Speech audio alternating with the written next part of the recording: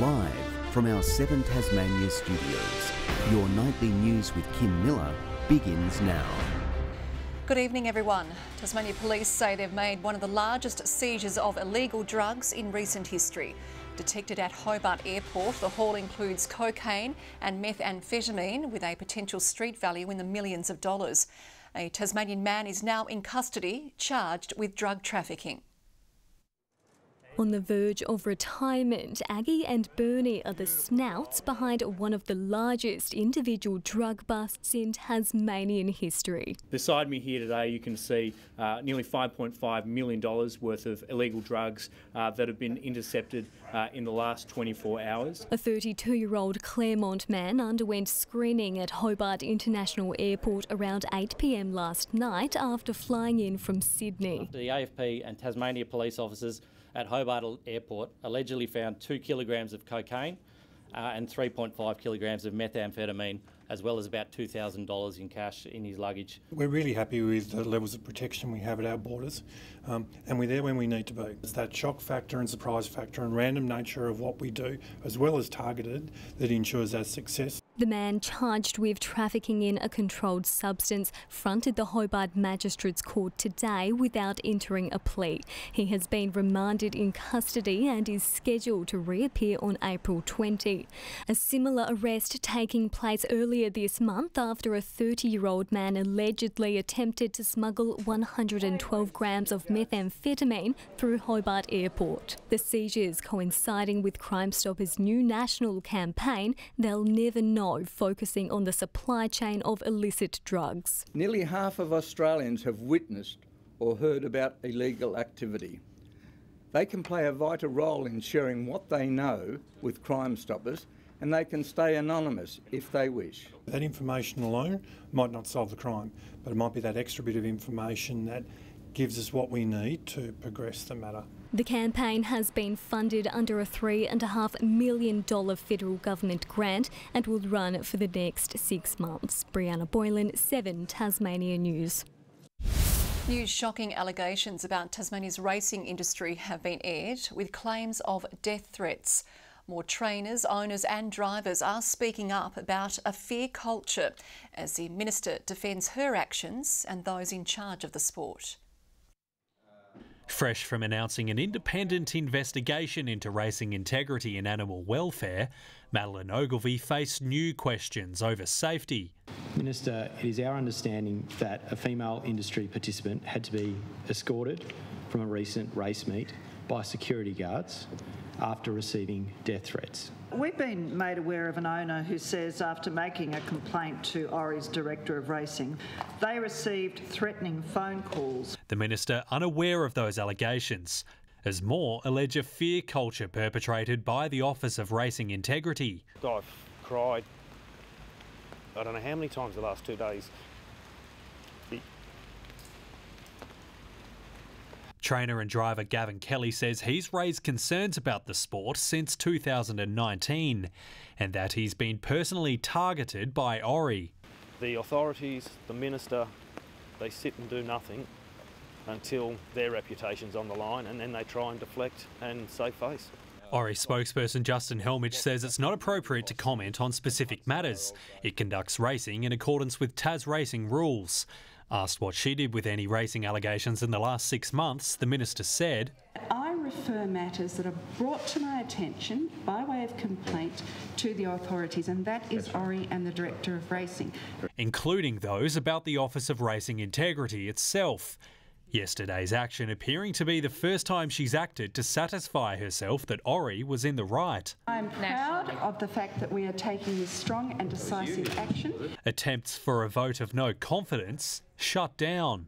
The calls are growing louder and louder and louder, and this Minister has her head in the sand. And we will support our Minister, Mr Speaker, any day of the week. So too was another in the Premier for letting her stay in the job. Josh Duggan, 7 Tasmania News. Tasmania Police has appointed a new commander to lead the Northern District. Kate Chambers will be the first woman to step into the highly coveted role. I can't begin to describe what it means to me to represent Tasmania Police at this level. I am exceptionally proud. I committed more than 25 years ago to Tasmania Police, to our people and to our community, and that commitment stays with me today. Making the move to Launceston from Hobart, Commander Chambers will bring her knowledge and experience to the top job. My main priority is to build that relationship with the community. One particular area that I'm focused on is victims of crime, and I've been doing some work in the implementation of multidisciplinary centres in Tasmania. The new commander has been leading a 2-year pilot program in Hobart known as Arch Centres, a place for victim survivors of sexual violence, an initiative she plans to open in Launceston mid-year. A pedestrian who was hit and killed by a car on the Midland Highway at Brighton last year was drunk and high on cannabis at the time, according to the coroner. Several other drivers had reported the woman to police after she was seen walking in the dark. Officers were on their way to stop her when she was struck. The coroner found the driver was in no way to blame for the tragedy.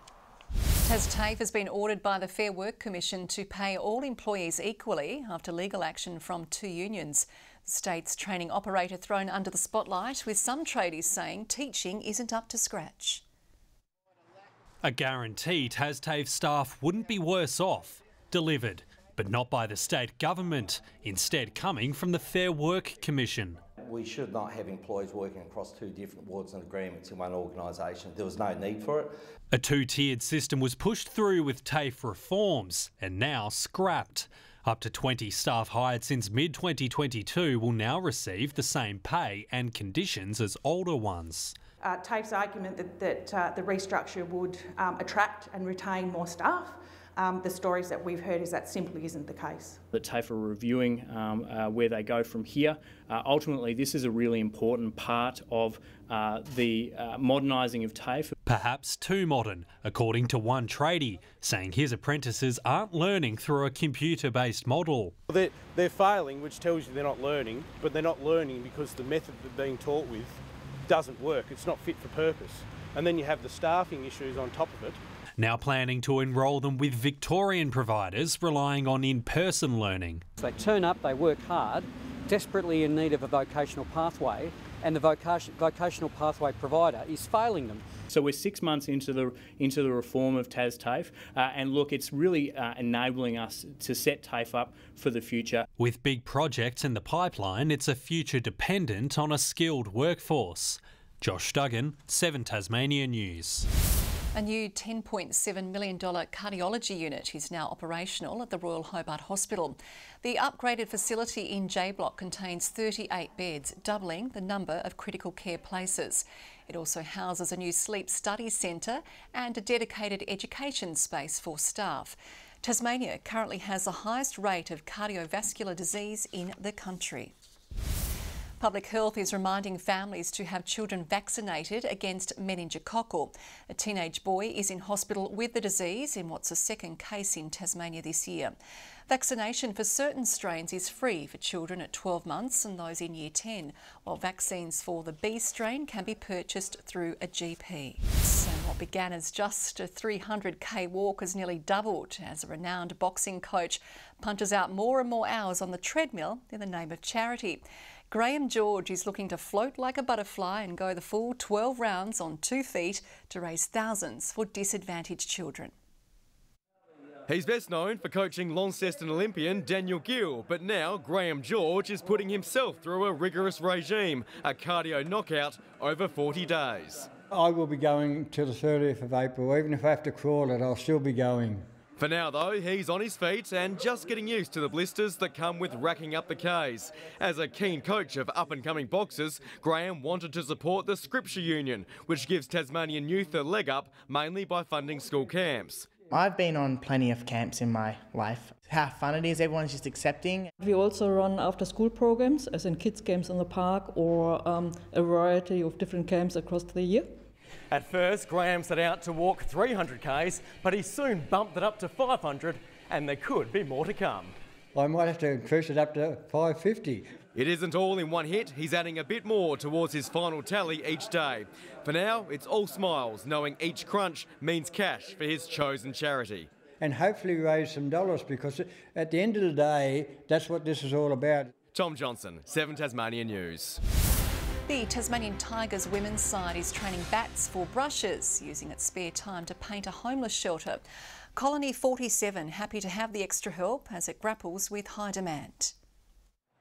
Supporting Tasmanians as young as 12 at the brunt of family breakdown, this Colony 47 shelter providing emergency accommodation among many things. There's a lot that we do. It can be as simple as supporting a young person to know how to make a bed, do a load of washing, re-engage with school, look for employment, so they aren't reliant on us as a service when they are able to move out. The Tasmanian Tigers women's team using its privilege to help others who aren't as fortunate, sprucing up the house with a fresh lick of paint. We have organised this with Colony 47 at the back end of their season so that we can really put some time in and immerse them into the community so that they can get a little bit of perspective. Youth homelessness situations around Hobart, it's pretty prevalent, so it's very special for us to be involved and make sure that they have a safe space to be, and especially a young female, that's a pretty scary place to be. Star players volunteering 2 days of their time to brighten up the halls. A bit of a touch of paint here and there might seem like a minor thing, but it's actually really important to show the young people that we care, and there are people in the community that care about them. And the community is very important when it comes to our sport, especially in the female space, so for us to give back is very special for our team. But the hard work is only just beginning. Colony 47 and Cricket Tasmania hoping to continue their partnership long into the future. We want to be there for these guys going forward. Brianna Boylan, 7 Tasmania News. The TSL season has officially launched, with clubs coming together at UTAS Stadium today to kick off the new year. The 7 clubs are fine-tuning their teams with just days to go, with most of them hopeful of ending Launceston's reign. 3 consecutive premiership flags in the bag and hopeful of flying another. Launceston are hungry for another title as the new TSL season nears. Certainly motivating, but we can't put the cart before the horse, and we need to put our head down, bum up and win some games of footy first. Really looking forward to the challenge, see what we can do and hopefully go one more. But the season will start without coach Mitch Thorpe, who faces a 4-week ban. It doesn't sound great, but 2021 I had the exact same ban. So I missed the first 4 games of that year, I'll miss the first 4 games of this year. Sometimes my strengths are my weaknesses, that I'm pretty passionate and I'm pretty loyal to our players, and I'll never change in that aspect. Launceston will take on arch rivals North Lonnie in round 1. Feeling really good, as you have to every time you go into a game. It's always a good match. They've probably had our number for the last couple of years, but they're really looking forward to turning that around. Keane Kingborough have been putting in the hard yards in pre-season following last year's defeat in the grand final. It's pretty much basics around the pre-season, a lot of your skill work, your strength and conditioning, and also integrating some new guys into our systems. Adam Bester has stepped up as head coach for the D's, which will feature a new-look North Hobart midfield, while pre-season concerns plaguing Glenorchy have been put to bed. The historic club will field a senior side. Given the circumstances that were happening pre-Christmas, I think the group's in a really good shape, and although we've lost a little bit of experience, it's really given some younger guys a great opportunity to stand up and make their mark in the competition, and I'm really looking forward to it. 21 rounds, 7 teams, 1 premiership. Very confident that it'll be a highly competitive season. And it's going to be a good Friday for footy fans, with the 2023 TSL season kicking off next week. Meanwhile, the Hobart Tigers have been granted permission to field a standalone reserves team in the SFL this season. The club was forced to drop out of the seniors competition after failing to attract enough players. Senior members will be allowed to play for other clubs this year. The Tigers say they'll work with the SFL to give the club the best chance of returning to full playing capacity next season. NBL Free Agency will begin this Thursday with a star-studded list of players up for grabs. Jack Jumpers MVP Milton Doyle will hit the market if he doesn't sign a contract with Tasmania, which has been on the table for weeks. The import is expected to draw interest from rival clubs. Other sought-after players include Breakers point guard William McDowell-White, as well as 2-time most improved player and Taipans forward Keanu Pinder. NBA draftee Luke Travers is also set to pique interest with his Cleveland Cavaliers contract coming to an end. It's been a historic week for Tasmanian umpiring, with Sam Nagowski receiving the top honour at the State Cricket Awards. The Hobartian has been recognised for his exceptional contributions at both the domestic and international level, taking out the Cricket Australia Umpire Award. The Hockey Premier League is in full swing. OHA's women's side dominating the field on the weekend and winning 4-0 against Derwent. We definitely knew that we were up for a challenge with having so many of our regular players out, as well as quite a number of players doubling up. We only had 3 sets of fresh legs across the team. Meanwhile, Derwent's men's side struck gold against OHA, with forward Liam Grundy scoring the goal that broke the tie. It was good just to clinch the win, especially late in the fourth. A lot of heavy minutes from everyone. We're down on rotations. Both teams are hoping to continue their success again this weekend.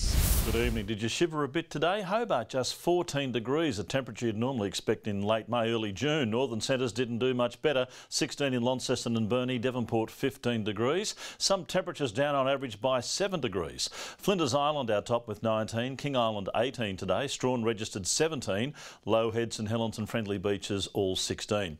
Bit of rain too as this cloud moves through overnight. Mount Barrow had 27 millimetres and today to 3 p.m. grey topped the list as usual with 33 millimetres.